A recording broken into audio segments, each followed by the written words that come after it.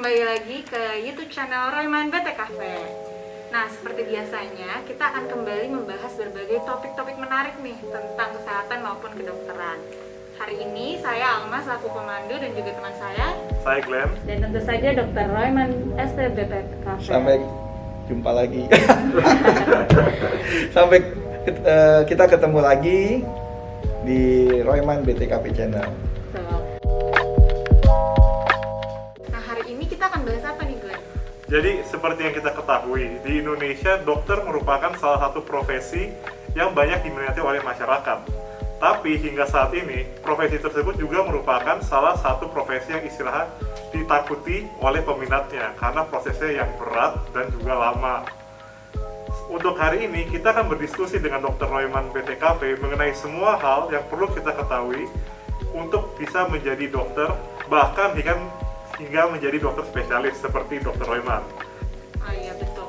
Mungkin sampai sekarang masih banyak banget nih dok, pelajar-pelajar SMA atau bahkan mahasiswi preklinik yang masih labil gitu istilahnya, dok. Apakah lanjut jadi dokter bahkan sampai spesialis?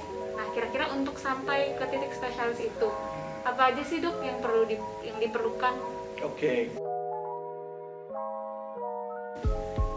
Ya betul, pertanyaannya bagus sekali. Memang saya masih menemukan anak-anak SMA belum bisa menentukan tujuan kuliahnya, ya. Jadi dari saya sedikit kasih tip dan pesan-pesan ya, sebagai yang sudah duluan, dan tepatan juga saya punya anak ya, 2 yang bentar lagi jadi dokter. Saya melihat bahwa memang menjadi dokter itu harus benar-benar mempunyai keinginan yang kuat ya, alasan yang kuat ya, bukan hanya karena ketepatan ayahnya dokter atau keluarganya banyak yang dokter, tapi harus benar-benar punya keinginan yang kuat. Dan yang kedua adalah dia harus mempunyai sifat yang hard work dan good work ya, etiknya. Jadi harus tidak cukup pinter aja, tetapi dia harus mempunyai keinginan atau yang istilah bahasa Inggrisnya hard work beats talent, when talent doesn't work hard. Ya kira-kira begitu ya. Terus medical itu harus is a main focus ya, artinya bahwa jangan punya ambigu, dua istilahnya, 2 bidang yang mau ditekuni ya. Kalau memang fokus utamanya itulah dokter ya dokter. Dan juga harus kita tahu dokter itu adalah long process ya. Jadi proses oriented, bukan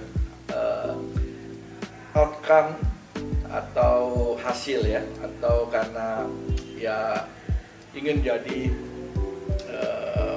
dokter, ingin cepat berhasil jadi orang yang hebat, tidak. Semuanya harus dilalui dengan proses. Ini penting juga loh. Ya. Apa? Tidak money oriented. Ya.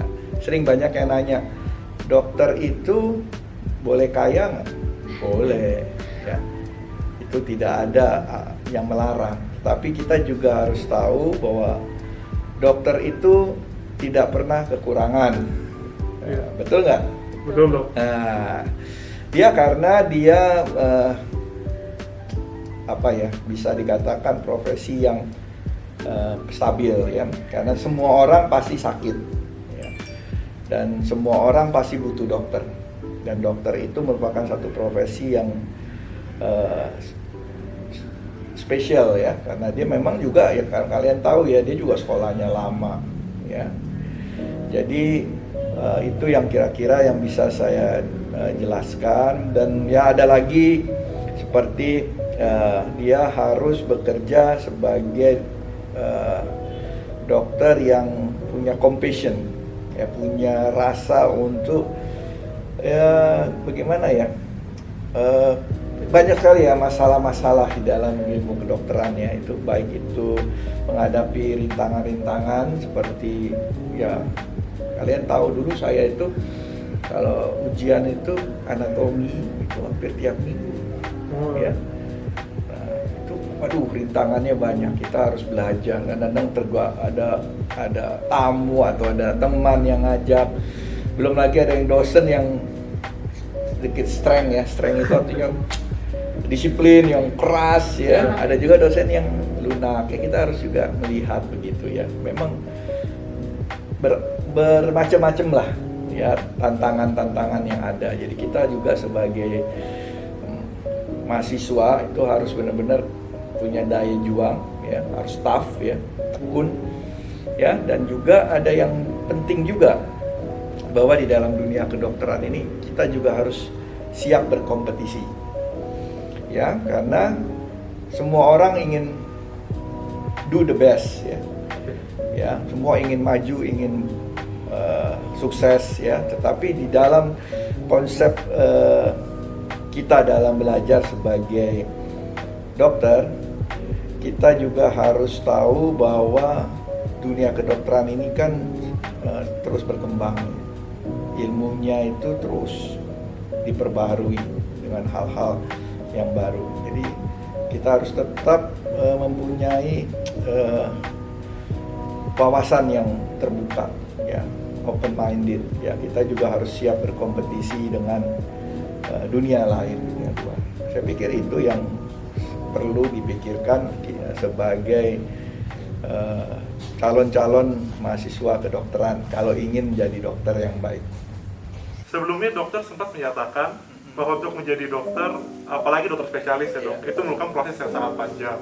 Nah biasanya masyarakat tuh bingung, itu apa sih bedanya dokter umum, dokter spesialis? Apakah bisa langsung spesialis? Bagaimana sih dok tahap-tahapannya? Oke. Ya, guys, memang menjadi dokter itu tadi saya bilang proses ya, long proses. Proses itu sangat penting.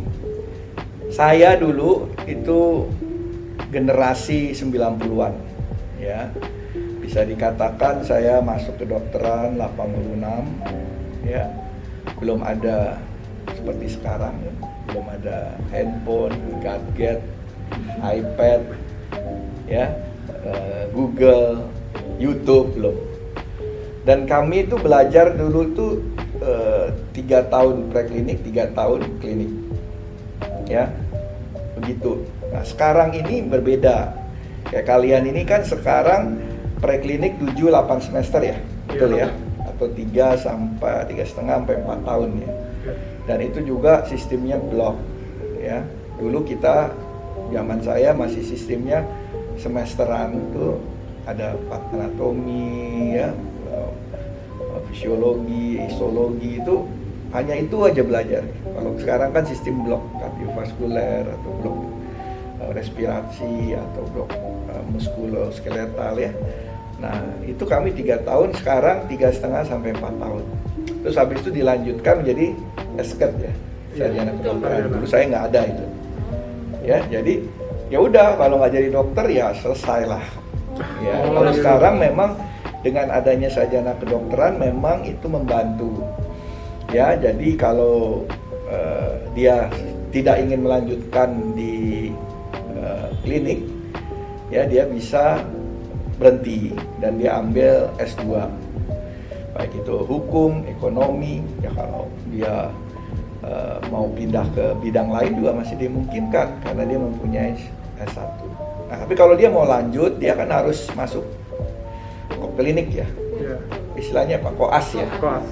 Nah itu kira-kira 2 tahun lah kita anggap ya, 2 tahun.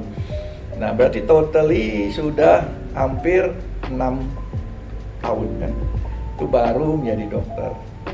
Habis itu dia harus intensif lagi ya. Berapa lama intensifnya? 1 tahun dok. 1 tahun, tapi kan nggak langsung ya. Iya, ada ujiannya dulu dok. Ujian dulu kan. Nah makanya jadi long proses. Nah nunggu ujian atau bukan nunggu ujian, waktu habis selesai koas kan ada ujian lagi ya, ujian nasional ya. Apa namanya? UKMPBD. Nah, UKMPBD itu juga nunggu. Kalau bisa lulus langsung. Kalau nggak bisa, Harus nunggu lagi dok. nunggu lagi. Ya, dan baru habis itu intensif tadi ya setahun. Iya. Nah, itu baru ngomong jadi Dokter umum. dokter umum. Pertanyaannya mau sampai situ aja, dokter umum. Sampai spesialis kira-kira Spesialis, bagaimana dok? Spesialis. Nah, begini guys, ya. Dokter umum itu sebenarnya sudah cukup untuk negara sebesar Indonesia ini. Ya. Kita provinsinya banyak, luas ya.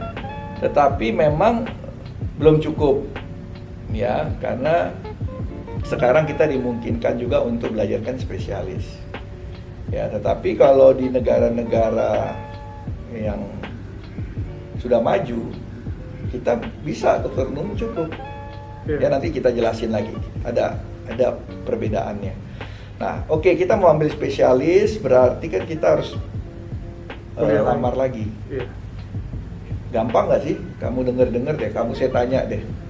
Saya dengar susah sekali masuk spesialis dok. Coba, kenapa sih susahnya? Karena Apa gitu? Karena kalau untuk di Indonesia dok ya, katanya cuma bisa melamar 2 atau 3 kali. Kalau udah melewati itu udah nggak bisa jadi spesialis lagi di bidang tersebut. Ya, jadi memang tempatnya terbatas dan kesempatannya juga ada batasnya ya, nggak bisa coba terus ya. Jadi kalau memang sudah gagal mungkin bisa ngulang, tapi tidak beberapa kali ya. Tempatnya juga terbatas. Ya. Kita memang di Indonesia masih sistemnya university based. Jadi kita mau masuk spesialis, kita dianggap sekolah spesialis. Iya. Itu sebenarnya only in Indonesia, hanya di Indonesia. Mungkin ada satu negara lain ya di Afrika mungkin. Ya, tetapi di negara lain itu udah sistemnya itu sebenarnya sudah bukan sekolah. Spesialis itu adalah yang kita sebut lebih banyak ke hospital base, kerja. Kita sudah sebagai dokter, kita bekerja dan kita mengambil satu pendalaman ya. Ya, kalau istilahnya kalau di Jerman itu kita istilahnya magang ya. Nah, karena magang itulah makanya spesialis itu di sana sudah digaji. Gaji. Karena sudah bekerja Ya. sebagai dokter. Makanya izinnya pun izin sekolah, bukan sekolah. Izinnya adalah izin kerja. Kita dapat. Ya, gitu. Itu bedanya spesialis di Indonesia sama di luar. Tapi it's okay. Saya nggak mempermasalahkan itu dulu lah. Kita mau bahwa spesialis itu memang perlu, masih sangat dibutuhkan. Nah, kita harus lamar kan Iya.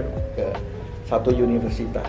Dan ada ujiannya lagi, ujian untuk masuk spesialis. Dan ujiannya seperti kita masuk universitas. Iya. Iya kan? Nah, kita harus belajar lagi, ada bidang-bidang tertentu yang kita harus pelajari. Ya, jadi bukan hanya ilmu kedokteran saja atau ilmu yang dia mau minati, tidak, tapi dia harus belajar ilmu secara umum juga. Nah, itu juga merupakan satu hal yang harus dilalui kalau mau ambil spesialis. Oke, ya, tapi bisa, nggak usah khawatir, guys. Ya, kalau memang kita sudah niat, lakukan. Ya, jalankan. Ya, semuanya pasti ada jalan. Oke? Iya. Ya, jadi kan sebelumnya dokter sempat singgung mengenai kuliah di luar negeri dok, atau bahkan khususnya dokter lulusan dari Jerman ya dok. Ya. Nah, tahapannya itu sama atau berbeda sih dok dengan kedokteran di Jakarta, di Indonesia? Ya, ketepatan saya sekolah spesialis ya, mendapat kesempatan belajar di satu rumah sakit di Jerman, pusat jantung dan diabetes mellitus ya, penyakit gula. Nah, saya waktu itu memang dikirim oleh institusi pemerintah ya untuk belajar di sana. Jadi sebenarnya itu dalam awalnya adalah satu program beasiswa ya. Nah, tapi prinsipnya sama saja, mau beasiswa, mau pribadi itu sama. Karena secara umum bahwa memang di Jerman itu merupakan satu negara yang sistemnya sudah maju ya. Jadi mereka semua bisa menerima syarat-syarat dalam bentuk kertas. Jadi bukan kita harus hadir, kita bisa kirim lamaran dan semuanya bisa kita melalui email atau surat menyurat. Tetapi ya intinya dia harus bahasa Jerman. Jadi semua harus diterjemahkan di bahasa Jerman. Nah, mungkin kesulitannya hanya satu, bahwa di sana memang kan sistemnya tadi saya bilang adalah hospital base. Ya, jadi kita harus melamar sendiri. Ya, namanya kan bekerja. Ya kan, bukan sekolah. Sekolah kan berarti kita harus ya kayak ada ujian tes masuk gitu kan. Kita yang penting sudah punya koneksi yang baik dengan rumah sakit di sana, ya. Kita kenal baik dengan profesornya, ya. Dan profesornya memberikan rekomendasi bahwa mereka mau menerima kita. Kita akan diminta syarat-syarat. Yang memang yang syarat utama ya kita harus punya lulusan yang jelas ya, lulusan fakultas kedokteran yang memang terakreditasi baik di Indonesia. Kedua, kita punya nilai-nilai juga baik. Ya, ketiga, kita juga sudah punya pengalaman. Ya, waktu zaman saya dia minta pengalaman minimal 2 tahun.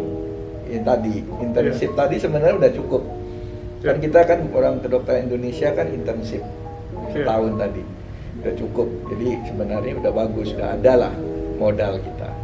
Nah, keuntungannya memang kita bisa kalau lulusan spesialis sana kita bisa praktek di seluruh Eropa lah bisa dibilang. Ya bahkan kalaupun kita mau ke Singapura, Malaysia, mungkin mereka akan terima kalau kita punya kualifikasi yang baik. Ya, itu keuntungannya kita sekolah di negara-negara yang memang sudah maju. Nah, setelah kita sudah menerima panggilan dan kita sudah diterima di satu institusi dan kita mengurus surat-surat itu, tadi kita akan mendapat izin tinggal, izin bekerja, tapi juga kita mendapat izin sebagai profesi dokter. Ya, kita nggak cukup izin bekerja saja, tapi harus ada izin lagi yang kita harus pastikan bahwa kita sebagai dokter diterima bekerja di sana. Ada lagi izinnya. Nah, kalau semua itu terpenuhi, walaupun tidak, saya nggak mengatakan gampang, tapi saya juga tidak mengatakan sulit, karena semuanya itu by papir kalau istilah orang Jerman. Surat aja, semua itu ada suratnya. Yang jelas mereka lihat bahwa itu ada bukti tertulisnya. Nah, setelah 2 tahun kita diberi waktu biasanya untuk ujian ya, ujian persamaan namanya, approbation itu ada persamaan. Nah, tapi yang pesan saya yang paling penting itu ya untuk sekolah di Jerman itu adalah bahasa. Ya, kalian harus belajar bahasa mau dimanapun ya, dan minimal sertifikatnya C1 atau kalau bisa ya lebih bagus lagi C2. Ya, di sana pendidikan ya hampir sama dengan di Indonesia. Ya, mereka juga mengenal adanya pendidikan preklinik 4 semester, terus tahapan klinik 6 semester total. Yang agak ada sedikit perbedaannya bahwa di sana memang mereka sudah lebih jelas penjurusannya. Kalau kalian lagi belajar di klinik ya dan mau masuk ke sebelum masuk ke spesialis, mereka ada sistem yang namanya magang juga sebenarnya, seperti kayak kita internship juga, tapi mereka itu sudah masuk merupakan di bagian daripada pendidikan itu sendiri, yaitu kalau zaman saya namanya AIP, Arts in Practicum. Nah, sekarang mereka seperti ya, kita juga dia magang lah ya, magang terus 1 tahun lah.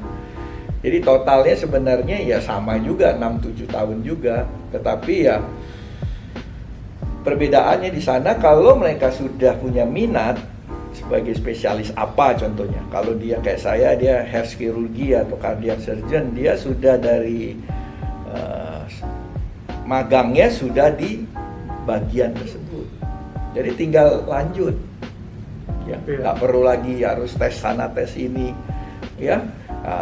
Mereka lanjut saja sampai mereka selesai spesialis yang rata-rata 4 sampai 6 tahun juga. Ya, kayak bedah jantung itu dari dokter umum paling cepat itu 6 tahun. Itu paling cepat ya, Iya. 6 tahun. Jadi it's okay. Ya, tapi kan dia sudah menghemat waktu. Kalau kita mungkin harus intensif, habis itu harus nunggu ujian dulu. Iya. Kalau keterima langsung. Iya. Tapi kalau ketidak dia harus bisa 2, 3, 4 kali ujian. Itu bisa 6 sampai 2 tahun, mungkin 6 bulan sampai 2 tahun dia nunggu.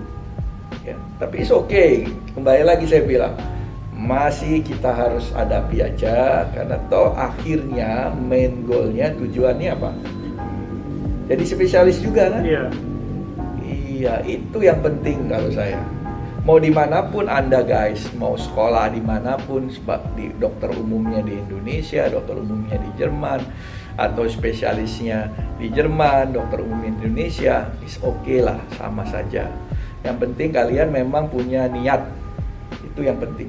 Pertama tadi yang saya bilang di awal tadi, bahwa sudah ada niat, bukan karena didorong oleh orang tua atau didorong oleh keluarga, tapi niat Anda, niat kalian guys yang ingin jadi dokter. Oke? Wah, dokter hebat sekali ya bisa melewati pengalaman yang begitu panjang dan begitu sulit ya dok. Ya. Apalagi kuliah di Jerman dan bahasanya sangat berbeda. Nah, apakah ada dokter ada suatu tips-tips yang kita bisa ikuti untuk mengembangkan dan untuk tetap termotivasi untuk survive dalam kedokteran? Ya, memang kita banyak cara ya. Ya, saya mau sedikit agak berteori sebenarnya, tapi teori ini saya pikir sangat penting juga ya. Jadi yang intinya sebenarnya belajar itu harus belajar yang efektif. Apa itu belajar yang efektif guys? Yaitu adanya menggunakan waktu ya yang lebih sedikit, tapi mendapatkan ilmu yang lebih banyak ya. Jadi tetapi juga ya ada juga ya waktu relaksasinya. Ya jangan belajar terus ya. Jadi seefisien dan seefektif mungkin waktu itu kita pakai. Itu namanya belajar yang efektif ya. Tujuannya ya kita juga harus mempercepat kita punya penyerapan ilmu, dan juga kita meningkatkan kemampuan untuk mengingat kembali ilmu yang dibelajar ya, kita sudah belajar ya. Jadi jangan cepat lupa gitu ya. Masuk telinga kanan, keluar telinga kiri. Jadi supaya ilmu itu tersimpan lama di otak. Iya. Itu kan tujuannya kita belajar ya, itu enggak? Betul enggak? Betul. Nah, jadi belajar efektif itu kalau menurut para ahli ya secara teoritis itu memang kita bagi dengan beberapa ya, tapi saya ambil yang paling gampang lah ya, yaitu yang kita sebut ada yang passive learning dan active learning ya. Nah, kira-kira passive learning itu bagaimana? Ya, passive learning itu adalah tadi saya katakan, yaitu menggunakan upaya kita yang lebih sedikit tetapi lebih nyaman. Itu namanya passive learning. Contohnya apa? Ya, sering kita belajar ya. Contoh kita suka belajar tuh dulu ya, zamannya saya dulu. Kita belajar terus kita stabiloi ya. Terus kita buat rangkuman ya. Nah, dulu ada tuh teman saya itu yang jago ya. Dia kalau ada kuliah tuh dia nulis tuh cepet. Semua kata-kata dosen tuh dia tulis, tidak ada yang kelewat, tidak ada yang terlupa. Habis itu semuanya fotokopi. Jadi akhirnya nggak ada yang belajar. Nah, waktu mau ujian belajarnya dari mana? Jadi catatan fotokopi, terus kita semua tandain deh itu, iya kan? Kalian mungkin nggak ngalami, betul nggak? Iya. Jarang kalau kuliah kan sekarang semua tatap muka dan lebih banyak discussionnya, diskusi. Nah itu yang kita sebut passive learning ya, begitu ya. Nah tetapi itu sebenarnya kurang, menurut saya pribadi ya, itu kurang terlalu untuk zaman sekarang itu kurang terlalu baik ya passive learning. Yang menurut penelitian sih yang banyak ya mengatakan bahwa Salah satunya ya Dunlowski et al. Ya 2013 pada penelitiannya Improving Students Learning with Effective Learning Technique, yaitu Promising Direction from Cognitive and Educational Psychology, itu dia menyatakan bahwa teknik rereading atau membaca kembali tidaklah efektif, guys. Ya, pada penelitian yang sama, highlighting serta merangkum juga dinyatakan kurang efektif. Nanti ada lihat diagramnya. Penelitian tersebut didukung oleh penelitian-penelitian lainnya, ya, bisa ada beberapa penelitian yang dilakukan. Jadi apa itu active learning? Ya, itu kita sebut active recall, guys. Itu memang lebih susah, menggunakan upaya lebih banyak, ya, jauh tapi lebih efektif. Ada 4 step untuk active learning. Step pertama, mengenali apa yang penting. Ya, tidak semua informasi yang ada di internet, buku, jurnal memiliki nilai yang sama, guys. Kita harus mencari informasi yang terbaik. Caranya bagaimana, guys? Misalnya kita ingin belajar tentang topik serangan jantung. Kita perlu mencari berbagai macam sumber. Jadi, jika sumber A itu bagus di bagian faktor risiko, tetapi sumber B bagus di bagian terapi atau tata laksana. Kita dapat menggabungkan informasi tersebut supaya catatan kita menjadi komplit. Yang berikutnya, kita menggabungkan informasi tersebut, kita masuk pada step kedua, yaitu organization. Ya, kita mengatur informasi yang kita telah pilih menjadi sesuatu yang kita mengerti, dan ini tiap orang mempunyai ciri khas yang berbeda-beda. Penting dari step ini adalah kita tidak boleh hanya menyalin, ya, istilahnya hanya nulis, ya, seperti tadi saya ceritakan itu, tetapi kita juga harus aktif dari proses pembelajarannya. Buat rangkuman atau catatan-catatan kecil, namun tanpa membuka buku dan menggunakan kata-kata sendiri. Ya, jadi tanpa membuka buku, tetapi menggunakan kata-kata sendiri. Sekali lagi, ya. Cornell Note Taking System, yaitu buat kumpulan list pertanyaan-pertanyaan untuk diri sendiri, kemudian jawab dengan ingatan yang ada. Baru tambahkan informasi kembali dengan melihat sumber. Ya. Yang step berikutnya yang ketiga, guys, menghafal, memorize. Ya, lebih baik menulis dibanding mengetik. Ya, karena menulis biasanya lebih lama dibandingkan dengan mengetik, guys. Ya, jadi kita harus menulis hal-hal yang penting saja. Ini membantu kita menghafal informasi yang kita pelajari karena kita perlu memproseskan informasi tersebut. Penelitian menunjukkan menulis meningkatkan daya ingat karena menggunakan koordinasi motorik yang lebih banyak dibandingkan dengan mengetik. Yang step keempat, mengaplikasikan, apply. Ya, ikuti lakukan kuis tes di setiap akhir seksi belajar. Itu kita lakukan juga di blok-blok yang sudah dilakukan di sistem pembelajaran di Fakultas Kedokteran. Gunakan flashcard, guys. Jadi ada card-card yang banyak seperti aplikasi-aplikasi banyak, ya, Anki yang lain, ya, untuk kita bisa mendapatkan hal-hal yang penting yang perlu kita ulang, ya. Hal kedua yang dilakukan ya adalah menciptakan rutinitas dengan lingkungan belajar yang mendukung. Jam yang sama di lokasi yang sama sehingga terbiasa. Contoh, datang 2 jam sebelum masuk ke perpustakaan untuk belajar. Kalau di rumah pasti malas-malasan, ya, banyak godaan. Dan ada juga satu teknik yang kita sebut Pomodoro teknik, bukan seperti itu, ya, perusahaan properti, ya, bukan, ya. Ya, belajar selama 25 menit, dan istirahat selama 5 menit. Ya, teknik Pomodoro sangat menolong untuk melawan kemalasan atau, ya, mungkin cepat bosan gitu, ya. Memperbaiki fokus dan meningkatkan endurance atau kemampuan untuk belajar jangka panjang. Lingkungan belajar bersifat subjektif dan kalian harus mencari yang cocok. Dan perlu diperhatikan apa, guys, lokasi. Ada yang suka belajar di rumah, ada yang suka di luar, coffee shop atau di perpus. Ada juga pilihlah lokasi di mana bisa fokus secara maksimal.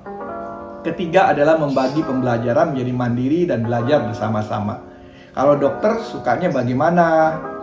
Ya, ini kan pertanyaan sering.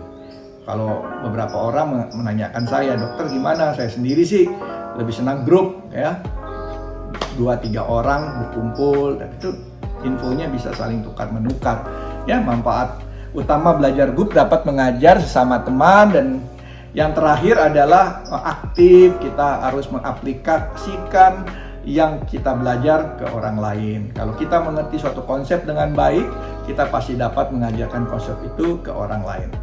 Kalau belum bisa mengajar berarti kurang belajar. Nah itu biasanya kita gitu dulu, saling menjelaskan sama teman-teman gitu ya. Nah, jadi guys, teman-teman itu kalau kita belajar dan menyimak informasi baru dari kita saling informasi. Ya, jadi pesan saya guys, setelah saya membahas mengenai bagaimana kita bisa menjadi seorang dokter yang baik dan bagaimana menjadi seorang dokter umum, dokter spesialis, dan sekarang bagaimana kita belajar yang baik sebagai mahasiswa kedokteran. Ya, semoga guys, para pemirsa semua, mahasiswa-mahasiswa ataupun pelajar-pelajar yang ingin menjadi dokter, tetap Anda harus kuatkan niat Anda, karena menjadi dokter adalah sesuatu yang mulia dan tidak pernah akan mengecewakan. Dan apabila Anda sudah masuk ke dalam proses belajar sebagai dokter, jangan jemu-jemu untuk tetap update guys. Ya, semoga usaha kalian ya berhasil, dan jangan lupa guys, berdoa. Stay healthy, tetap semangat. Sampai jumpa.